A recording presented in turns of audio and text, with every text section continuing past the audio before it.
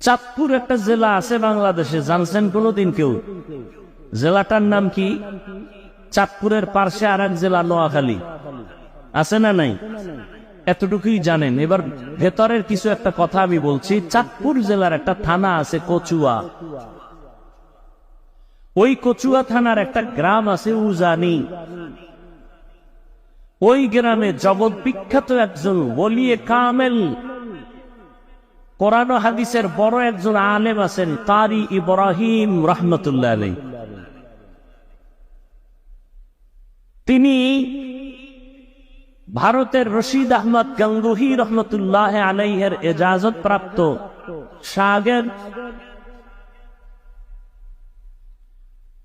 মূলত তার বাড়ি নোয়াখালী।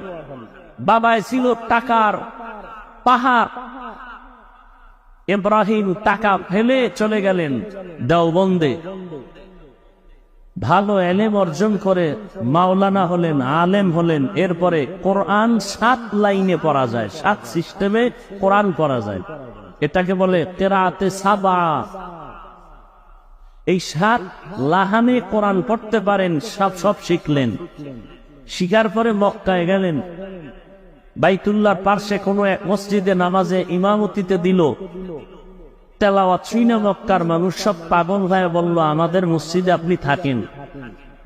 থাকলেন। এক পর্যায়ে সৌদির মেয়ে তার সাথে বিবাহ দিলেন। শর্ত একটা, বাংলাদেশে মেয়েকে নেওয়া যাবে না। বিবাহ করলেন।